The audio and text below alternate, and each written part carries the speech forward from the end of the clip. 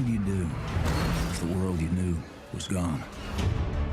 How would you protect yourself and the ones you love from the terror just outside the walls?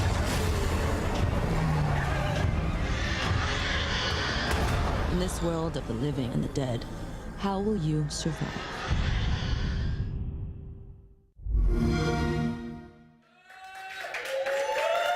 There's a taster of what to expect in this sequel to State of Decay 2, and if that's anything to go by, it's going to taste like rotting flesh. Yummy. Hey, we're joined by Jeff from Undead Labs. That wasn't a link to you, by the way. I hope not. No, fine. Welcome. Thank you. Glad to be here.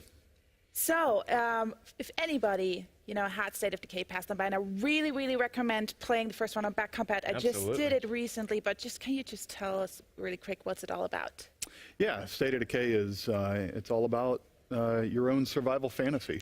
We wanted to make a game that captured that part of the zombie genre that was you and your friends sitting around at the pub after a good zombie flick and kind of talking about your own personal survival plans. And so the game's built around that. We give you the tools to go tell your own survival story and see how you do. So Jeff, I love post-apocalyptic stories, right? So tell me, how did we get into this mess? How did we get into the apocalypse in State of Decay 2? Well, that's something you have to find out as a player. We revealed a couple of hints along the way in the original. In the sequel, we'll be revealing a lot more. But it's still not exactly clear what happened or how it happened, and that's something for the players to figure out. Oh, okay. Good answer. Fair enough. So when you were developing the game, what did you get guys inspired by?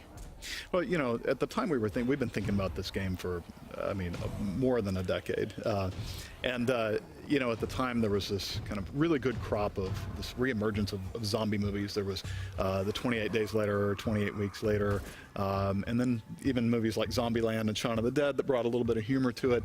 And what really became apparent to all of us who were working on this was that, the zombie genre is not about going around and shooting and killing zombies. It's about the people, the connections of the people who are surviving, how they work together.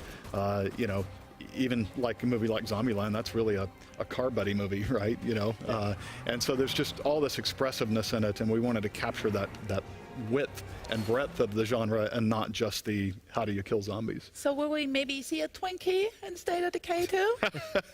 Well, Twinkie is a trademarked name, and probably not, but you will definitely find Easter eggs hidden throughout the game that call back to some of the great moments from the zombie genre. So talk us through some of the new features in State of Decay 2 that maybe State of Decay fans will be excited to get their hands on with. Yeah, well, our primary goal was to really take what worked in the first one and just double down on it.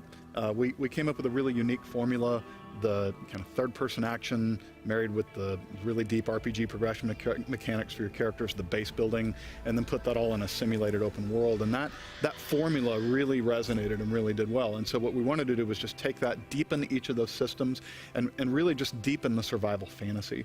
But in addition to all that, we added the #1 fan-requested feature, which was cooperative multiplayer. So in State of Decay 2, you're finally going to be able to play with your friends, which is something we've been looking forward to for a long time. Excellent. Now, one of the things I loved about State of Decay, but it also caused me a lot of pain as well, was permadeath. Yep. Are you bringing that back in State of Decay 2? Oh, it's core to the experience, absolutely. Yeah. There is no sense of threat.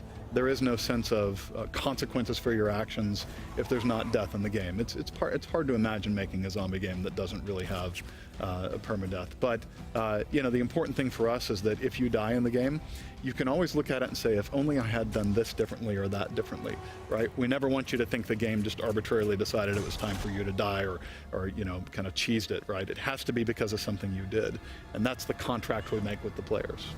Good. So really this fan feedback, going back to the co-op, when I think about State of Decay 1, like what I have to do, managing community, I have to build my base, I have to go into the missions. How does that look on co-op?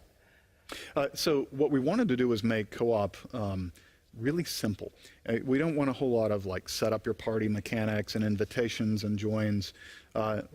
What you do is you can always just jump into your friend's game. It's drop in, drop out multiplayer. But we also have this really cool mechanic where when you're playing the game, you can register to say, I'm willing to help people. And then somebody else, if they're playing, whether they're your friend or not, if they get in trouble, they can shoot a flare gun, and you get a beacon. It says, hey, someone's in trouble. And you can just hit that little Xbox button, and you jump right in, and you're there to help them out. And so it really gives it a feeling of, community helping community, which is really the heart and soul of the game. State of Decay 2 is a game of humans working together to overcome the apocalypse. And the multiplayer mechanics really support that well, too. All right, Jeff, when will we be able to get our hands on the game? Yes. Spring 2018. We can't wait. We can't really wait. Fantastic. Jeff, thank you very much. Thank you so much. Appreciate it. All right. Yes, thank you so much for coming in. Right now, it's time for another brand new trailer. Let's take a